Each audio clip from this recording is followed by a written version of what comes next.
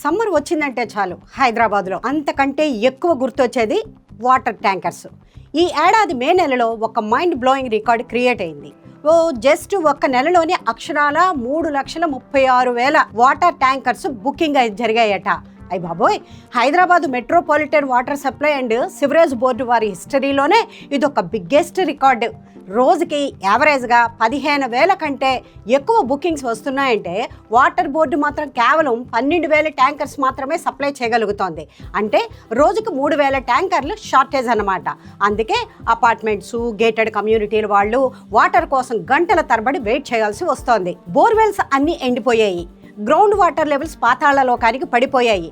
అసలు IT hub అని పిలుచుకునే వెస్ట్రన్ హైదరాబాద్లోనే ఈ ప్రాబ్లం చాలా ఘోరంగా ఉంది. గచ్చిబౌలి, కొండాపూర్, మాదాపూర్, మణికొండ లాంటి ఏరియాల నుంచి 20% డిమాండ్ వస్తోంది. అంటే ఓల్డ్ సిటీ ఏరియాలైన బహదూర్పుర, గోల్కొండ వైపు చూస్తే అక్కడ గ్రౌండ్ వాటర్ బాగానే ఉంది. ఎందుకంటే అక్కడ మూసీ రివరు, మీర్ ఆలం ట్యాంక్ లాంటి వాటర్ బాడీస్ దగ్గరగా ఉన్నాయి. పైగా కాంక్రీట్ కన్స్ట్రక్షన్ కూడా కొంచెం తక్కువ.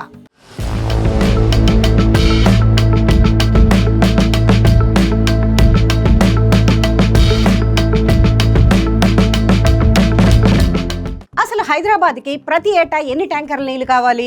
ఇక్కడ మనం ఒక ఇంట్రెస్టింగ్ పాయింట్ నోటీస్ చేయాలి. ప్రతి సంవత్సరం సమ్మర్ రాగానే హైదరాబాద్లో వాటర్ డిమాండ్ చాలా ఎక్కువగా ఉంటుంది. మామూలు రోజుల్లో సిటీకి సుమారు 550 నుండి 600 మిలియన్ల గ్యాలన్ల నీళ్ళు అవసరమైతే సమ్మర్ పీక్ టైంలో మాత్రం ఆ డిమాండ్ మరో 50 నుండి 80 మిలియన్ల గ్యాలన్స్ వరకు పెరిగిపోతోంది. ట్యాంకర్ల విషయానికి వస్తే నార్మల్ సీజన్లో రోజుకి 4,000 నుండి 5,000 ట్యాంకర్లు బుకింగ్స్ ఉంటే సమ్మర్ రాగానే అది కాస్త 12,000 దాటి 15,000 రీచ్ అవుతుంది. అంటే ప్రతి ఏటా సమ్మర్లో దాదాపుగా 3 నుంచి 4 లక్షల ట్యాంకర్ల నీటిని అదనంగా సప్లై చేయాల్సి వస్తోంది. ఈ ఇయర్ వాటర్ బోర్డు వాళ్ళు ట్యాంకర్ల సంఖ్యను 1,135 నుంచి 1,250కి పెంచారు. ఫిల్లింగ్ స్టేషన్స్ని 96కి పెంచి 24 గంటలు 3 షిఫ్ట్లలో పనిచేస్తున్నా కూడా సిటీ దాహాన్ని తీర్చడం కష్టంగా మారుతుంది. కృష్ణా, గోదావరి ప్రాజెక్ట్స్ నుంచి వాటర్ సప్లై స్టేబుల్గా ఉన్నా లోకల్ గ్రౌండ్ వాటర్ పడిపోవడం వల్ల ఈ డిఫెన్సీ జరుగుతోంది. జీహెచ్ఎంసీ ఎందుకు ప్రతి ఏటా ఫెయిల్ అవుతోంది?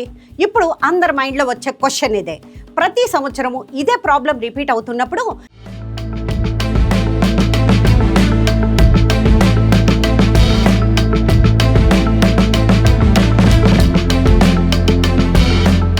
జీహెచ్ఎంసీ అండ్ వాటర్ బోర్డు ముందుగానే ఎందుకు పర్మనెంట్ యాక్షన్ ప్లాన్ డిజైన్ చేయటం లేదు? కేవలం ట్యాంకర్ల నంబర్ను పెంచడం అనేది ఒక టెంపరీ సొల్యూషన్ మాత్రమే, పర్మనెంట్ కాదు. ఇక్కడ మెయిన్ రీజన్ ఏంటంటే సిటీలో అన్ప్లాన్డ్ ఆర్గనైజేషన్, ఇష్టం వచ్చినట్లు పర్మిషన్లు ఇవ్వడం, ప్రతి ఖాళీ స్థానాన్ని కాంక్రీట్ జంగిల్గా మార్చేయడం వల్ల ఈ పరిస్థితి వచ్చింది. ఒకప్పుడు హైదరాబాద్లో ల్యాండ్స్కేప్లో 100 కొద్ది చెరువులు, కుంటలు ఉండేవి. అవన్నీ ఇప్పుడు మాయమైపోయాయి. పెద్ద పెద్ద బిల్డింగ్స్, అపార్ట్మెంట్స్ వచ్చేసాయి. బిల్డింగ్ కట్టేటప్పుడు రైన్ వాటర్ హార్వెస్టింగ్ ఫీల్డ్స్ అంటే ఇంకుడు గుంతలు ఖచ్చితంగా ఉండాలనే రూల్ ఉంది. కానీ గ్రౌండ్ లెవెల్లో దాన్ని ఎవ్వరూ ప్రాపర్గా మానిటర్ చేయటం లేదు. జీహెచ్ఎంసీ కేవలం రూల్స్ పేపర్ మీద చూపించడానికే వాడుతోంది, కానీ వాటిని స్ట్రిక్ట్గా ఇంప్లిమెంట్ చేయడంలో ఫెయిల్ అవుతోంది. అందుకే ప్రతి ఏటా సమ్మర్ రాగానే చేతులు కాలినట్టు ట్యాంకర్ల కోసం పరుగులు తీస్తున్నారు. ఇదంతా ఒక ఎత్తు అయితే సిటీలో కనిపిస్తున్న మరో దారుణమైన యాంగిల్ ఏంటో తెలుసా? వాటర్ ట్యాంకర్ల డ్రైవర్లు విపరీతమైన నిర్లక్ష్యం, కేర్లెస్ బిహేవియర్. ఒక పక్క జనాలు చుక్క నీరు దొరక్క అల్లాడిపోతుంటే ఈ ప్రైవేట్ అండ్ అఫీషియల్ ట్యాంకర్ డ్రైవర్లు మాత్రం చాలా ఇర్రెస్పాన్సిబుల్ గా బిహేవ్ చేస్తున్నారు. వాటర్లని ఆఫీసులకి, పెద్ద పెద్ద అపార్ట్మెంట్స్ కి తీసుకెళ్తున్న సమయంలో ట్యాంకర్ల లీకేజీలను అసలు పట్టించుకోవటం లేదు. చాలా ట్యాంకర్లకి పైన మూతలు కూడా సరిగ్గా పెట్టకపోవడం వల్ల, లేదా పైపులు లీక్ అవ్వడం వల్ల లీటర్ల కొద్దీ నీళ్లు దారి వెంబడి రోడ్ల పాలవుతూనే ఉంటాయి. రోడ్ల మీద వెళ్లే వాళ్ళు అరిచి చెప్తున్నా ఈ డ్రైవర్లు ఏ మాత్రం కేర్ చేయకుండా వెళ్తూనే ఉంటారు. ట్యాంకర్ రీచ్ అయ్యేసరికి అందులో సగం నీళ్లు రోడ్డు మీదే వేస్ట్ అయిపోతున్నాయి. ఒక పక్క నీటి కొరతతో సిటీ ఏడుస్తుంటే ఇలాంటి కేర్లెస్ల వల్ల రోజుకి ఎన్ని వేల లీటర్ల నీళ్లు వృధా అవుతున్నాయో ఊహించుకోండి. మరి దీనికి ఏది పరిష్కారం? ఇలా నీళ్లను వేస్ట్ చేస్తున్న ట్యాంకర్లపై, ఆ డ్రైవర్లపై వాటర్ బోర్డు కానీ, ట్రాఫిక్ పోలీసులు కానీ ఎందుకు స్ట్రిక్ట్ యాక్షన్ తీసుకోవటం లేదు? ఫైన్లు వేసి లైసెన్సులు క్యాన్సిల్ చేస్తే తప్ప వీళ్ళకి బుద్ధి రాదా? ఇక మరో ఇంపార్టెంట్ యాంగిల్, పాపులేషన్. ప్రతి ఏటా జీవనోపాధి కోసం, ఐటీ జాబ్స్ కోసం, బిజినెస్ల కోసం వేల సంఖ్యలో జనం హైదరాబాద్కు వస్తున్నారు. ముఖ్యంగా వెస్ట్రన్ కారిడార్లో హాస్టల్స్, హోటల్స్, పీజీలు, గేటెడ్ కమ్యూనిటీస్ విపరీతంగా పెరిగిపోయి గ్రౌండ్ వాటర్ డిపార్ట్మెంట్ డేటా ప్రకారం లాస్ట్ ఇయర్తో పోలిస్తే ఈసారి సబర్బన్ ఏరియాల్లో వాటర్ టేబుల్ దాదాపుగా 15 ఫీట్ల కిందకి పడిపోయింది. ఇక్కడ సింపుల్ లాజిక్, రిసోర్సెస్ అవే ఉన్నాయి, కానీ వాడుకునే కన్జ్యూమర్స్ మాత్రం సంఖ్య డబల్ ట్రిపుల్ అవుతోంది. కమర్షియల్ బిల్డింగ్స్ లో డీప్ బోర్వెల్స్ వేసి భూగర్భ జలాలని కమర్షియల్ గా ఎక్స్ట్రాక్ట్ చేస్తున్నారు. తగినంత రీఛార్జ్ మేనేజర్స్ లేక ఇలాగే వాడేస్తే రాబోయే రోజుల్లో బెంగళూరు కంటే ఘోరమైన వాటర్ క్రైసిస్ హైదరాబాద్ ఫేస్ చేయాల్సి వస్తోంది. కాబట్టి migration and rapid population growth కూడా ఖచ్చితంగా వాటర్ షార్టేజ్కి ఒక మేజర్ డ్రైవింగ్ ఫోర్స్ అని చెప్పక తప్పదు.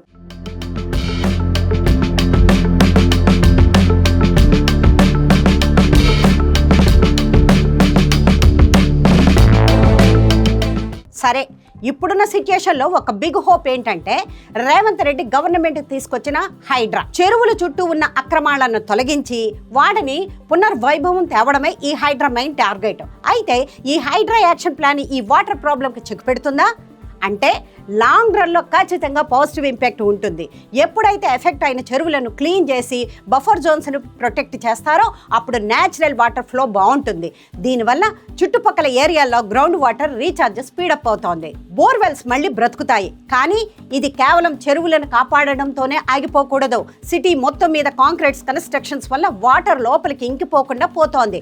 హైడ్రా ఎంతవరకు సక్సెస్ అవుతుందనేది వాళ్ళ చెరువుల రెస్టోరేషన్తో పాటు city drainage system and water harvesting ని ఎంత సీరియస్ గా టేకప్ చేస్తున్నారనే దానిపై డిపెండ్ అయి ఉంటుంది. సో ఓవరాల్ గా చూస్తే కేవలం గవర్నమెంట్ ని బ్లేమ్ చేయడమో లేదంటే ట్యాంకర్ల సంఖ్య పెంచుకుంటూ పోవడమో ఈ ప్రాబ్లం కి పర్మనెంట్ సొల్యూషన్ కాదు. ప్రతి ఇంటికి రైన్ వాటర్ హార్వెస్టింగ్ సిస్టమ్ తప్పనిసరి చేయాలి. కమర్షియల్ బోర్వెల్స్ పై స్ట్రిక్ట్ రూల్స్ పెట్టాలి. And more over water wastage ని కంట్రోల్ చేయాలి. మరి ఈ సీరియస్ వాటర్ క్రైసిస్ కి ఎండ్ కార్డు పడాలంటే అసలు మీ పాయింట్ ఆఫ్ వ్యూలో ఎలాంటి సొల్యూషన్ ఉంటే బాగుంటుంది? జీహెచ్ఎంసీ ఇంకేం చేయాలి? కింద కామెంట్ సెక్షన్లో మీ ఒపీనియన్ని తప్పకుండా షేర్ చేయండి. ఇంకా ఎలాంటి ప్రాబ్లమ్స్ మీద మీ తరపున క్వశ్చన్ చేయాలో తెలపండి. ఇటువంటి లేటెస్ట్ ఇంట్రెస్టింగ్ వీడియోస్ కోసం మా ఛానల్ని సబ్స్క్రైబ్ చేసుకోండి.